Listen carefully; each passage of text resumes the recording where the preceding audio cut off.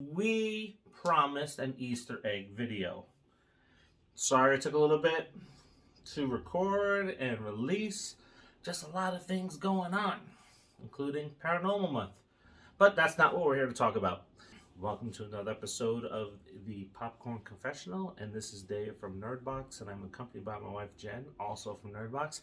And on this episode, we're talking about Studio 666 Easter eggs. So fire up that Jiffy Pop and meet us in the booth.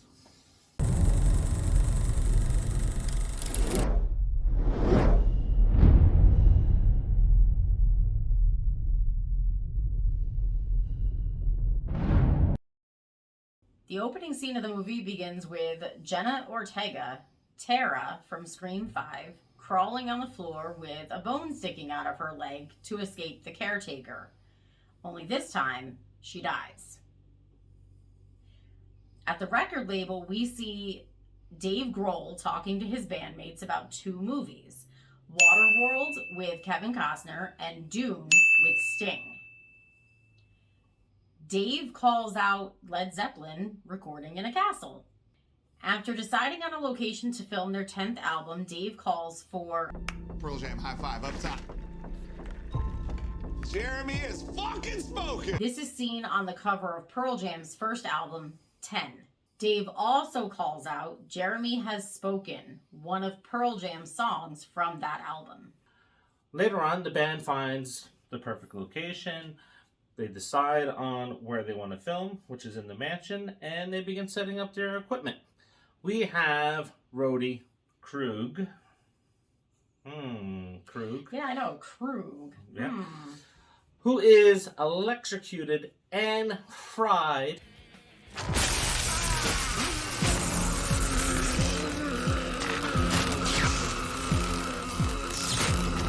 When he returns later in the film to haunt David Grohl, he is charred like Freddy Krueger. Krug is also played by Kerry King, guitarist of Slayer, which Dave Grohl name drops in the film. We also get to see Dave on the grill a lot. And he sucks at it. Well, in real life, this is one of his passions. And he was supposed to be opening up a backbeat barbecue grill house. Throughout the movie, we hear Dave mention two more performers along with Slayer, Prince, and Lawrence Welk when he is talking about his writer's block. Well, Dave Grohl is down in the dumps. He's got that writer's block, and if you're an artist, you really know how that feels when you want to do something and just the words or the art just doesn't spill out. Maybe the night isn't humid. Maybe it was humid in the morning and at night it was cold. That gives you fog. The night was foggy. Wet, but the night was as bright as the earrings at Margaret Donner's ears. My God, I'm going out of my mind! So as he's walking through the house, kind of sulking, he picks up a pink record for Sunny Day Real Estate. Album's name is Pink. Current bassist Nate Mendel was in Sunny Day Real Estate. We cannot count these because they are not confirmed. After Lionel Richie visits Dave, there are black and white photos on the wall behind him as he leaves. We couldn't make it out, but the photos appear to be of a young Aretha Franklin and a bare-knuckle boxer, possibly John L. Sullivan. If you know who those pictures are, drop them in the comments, let us know. But those pictures are pretty prominent in the backgrounds, so they have to be connected to something.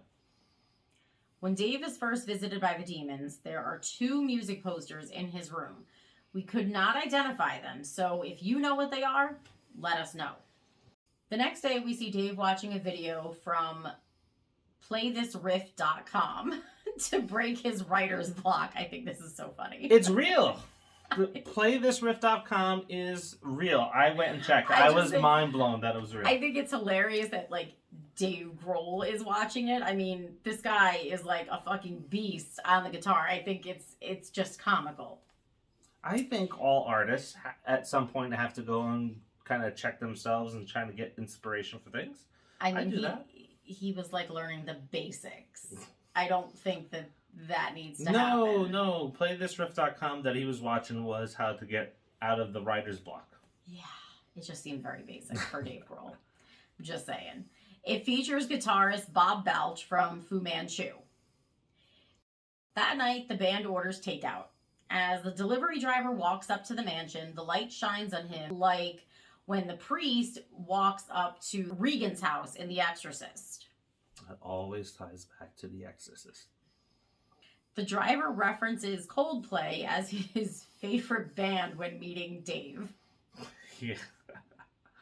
Dave later finds his way to the basement, and we have a few Easter eggs here. The first is the light bulb filling with blood, like in Evil Dead.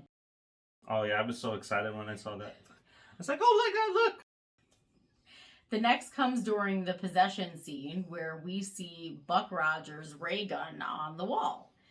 The gun was also on the cover of the Foo Fighters album. Now, if you've seen our review, you know that Samantha is the busybody neighbor.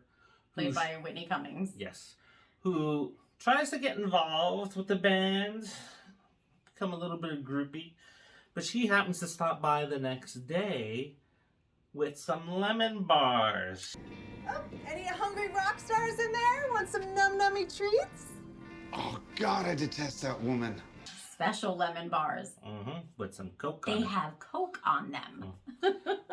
And not the drinking kind. And lemon bars, Scream 5, Scream 4, the lemon squares that Judy Hicks makes. That tastes like ass.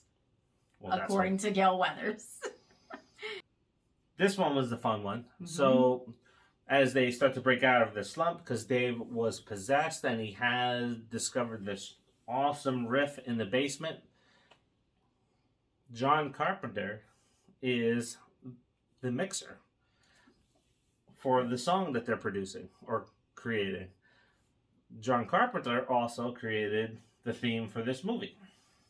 It was really cool. And he also did not go credited as himself in the movie. So that I thought that was pretty cool. Yep. We had no indication that he was in it at all. When we saw him, I was like, holy shit, is that John Carpenter? That night, Dave and Pat Smear get into an argument, and Dave yells, Them's the rules! similar to the line we have heard in Scream, because Now you gotta die. Those are the rules. And as we know in Scream, Stumacher, Matthew Lillard said that. And then in Scream 5, Jack Quaid, Richie, said the same thing. Later that morning, because the band was up all night performing, we see Dave come out and apologize to the band. We get to see our second Pearl Jam high five. Yeah. Pearl Jam high five. Yeah. Pearl Jam high five. Break! We're still alive. Let's go. Come on, let's go. Which I think I want to go around the run and say, Pearl Jam high five. I just got to find some people to high five. But yeah, you see if you can make that a thing. I think I can. I don't think you can. We're Still Alive, which is another reference to one of Pearl Jam's song, which is on the album 10, Alive. As the band goes back into the house, we get to see two more posters, which was littered all throughout this movie. A lot of them are Foo Fighter concert posters, so if you know some of the posters in this movie that you've seen, maybe because you attended one of the concerts, drop it in the comments. But the two that I can identify are one from Foo Fighters' New Year's Eve poster in 2017. The other one is from 2018's Portland concert, The Fantastic Voyage. The next time the delivery driver arrives with food, we see him get killed with some hedge clippers in a familiar fashion to Cropsy in The Burning. You know, The Burning? I don't think I've ever seen it, but I know Cropsy and I know the hedge clippers. Well, we've seen like the legend of Cropsy and stuff. Like, we've watched stuff on him. Yeah, but they don't show it like the horror film. Well, of course not. That's how... I think we probably got to go and watch that. Because if that scene with the hedge clippers is so iconic and we haven't seen the film, maybe there's something to it. All right.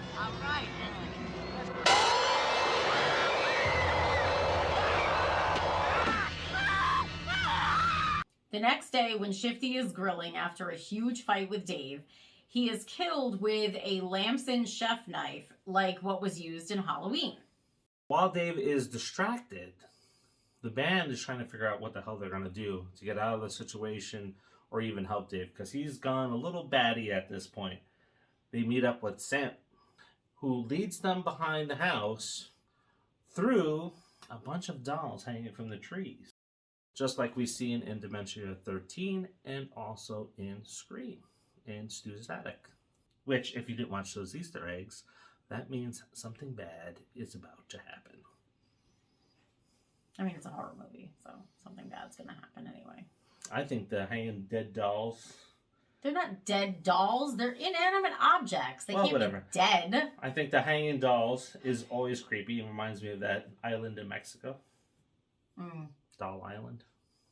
Samantha tells them about the book Made from Human Skin, which is a callback to the Necronomicon in Evil Dead.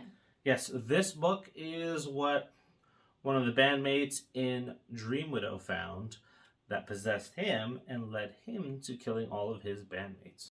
She explains how the Dream Widow were slaughtered in the house and that Greg Knoll died by jumping out of the window with a noose on his neck.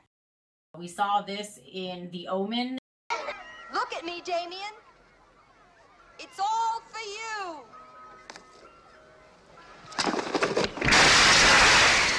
This book has spells from Aleister Crowley. Crowley is from the Hatchet series, and B.J. McConnell directed part 3. When the remaining band members split up, Rami goes to have sex with Samantha.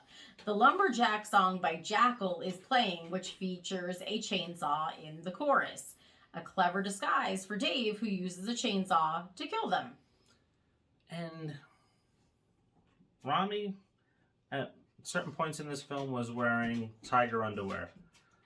I couldn't find it. I think that's an Easter egg too. I don't know what it's attached to, but I could have swore we've seen some sort of movie over time where there was tiger underwear. Or maybe it's just a reference to Charlie Sheen. Now, the remaining crew members need to find the Van Houten Protocol. This is what Samantha explained that was in the book that would help free Dave of the curse. This could be a reference to Leslie Van Houten, a member of the Manson family. I know it sounds a little bit yikes, since we're referencing the Manson family again, and it may be a stretch, but the real estate agent's name is Barbara. Barbara Hoyt was another member of the Manson family. Since they're renting a house that's supposedly possessed, it kind of makes sense to me. And finally, David Grohl, after the possession is broken, falls into the pool. And he rises up through muck and leaves from the pool that's just been sitting there for years, just like Jason and Friday the 13th. And that is all the Easter eggs and references that we found. It's around 30 of them or so.